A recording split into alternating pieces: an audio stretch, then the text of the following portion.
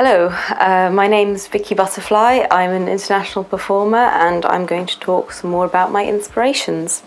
In this episode, I'm going to talk about the Marchesa LUISA CASATI. LUISA CASATI was, I wouldn't call her an artist, she wasn't.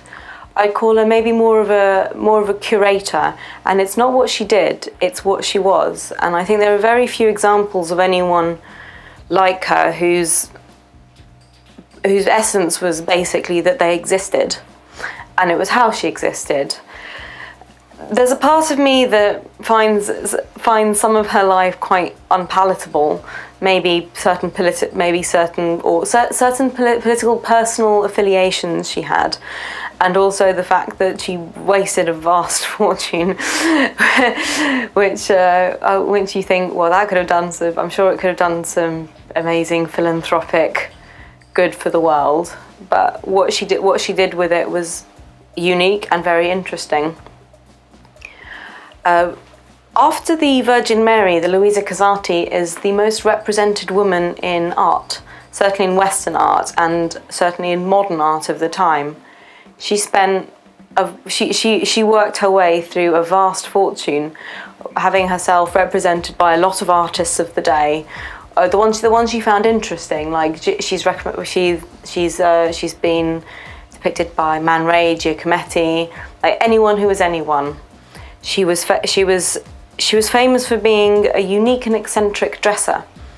And eccentric dresser is a phrase that gets thrown around a lot, but anyone who turns up at a party with a dress entirely made out of light bulbs made by Airtay and electrocutes themselves, it's got to be someone quite special. She used to go to the opera wearing a dress completely woven together with feathers, so fragile that during the evening they would break away.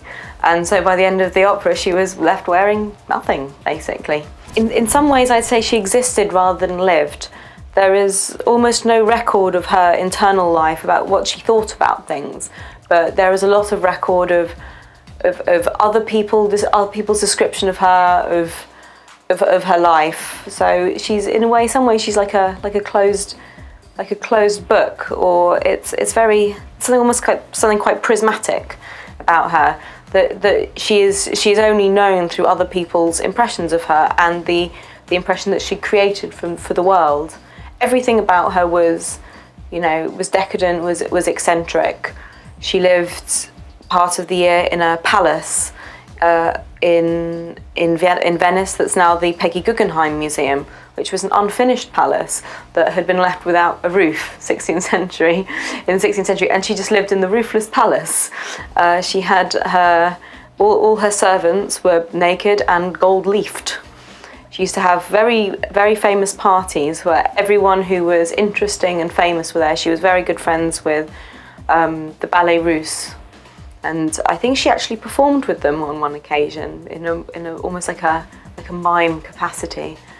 She had a monkey that she trained to imitate Isadora Duncan. On one unfortunate party, the monkey did the dance in front of Isadora Duncan, who was very upset. Apparently it's very accurate, little scarf. She had a passion for snakes. She used to wear snakes as jewellery, and she was very strange looking as well, but she, rather than try and mould herself into the idea of what a beauty was in those days, she created her own very kind of strange beauty that was considered extremely perverse by people. She was extremely tall, she was extremely thin, and she did everything she could to make herself appear taller, gaunter.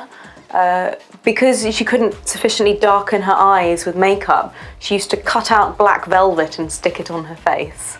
She dyed her hair bright red. She looked like a very strange and artificial creature. And you see a lot of her style represented in fashion these days.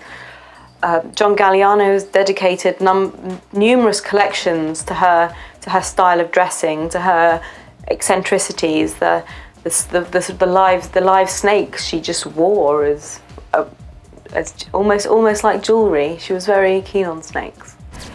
There's a very great book written about her life called Infinite Variety, and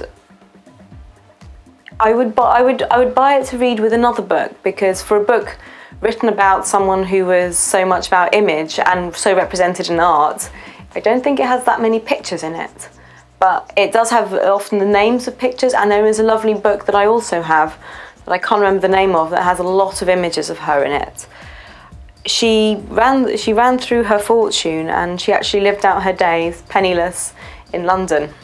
And if you want to visit her, you can find her in Brompton Cemetery. I think one of the things that inspires me about her is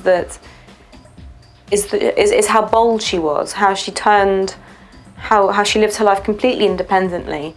I mean, you read after her marriage, she married quite young. She had, I think, one daughter.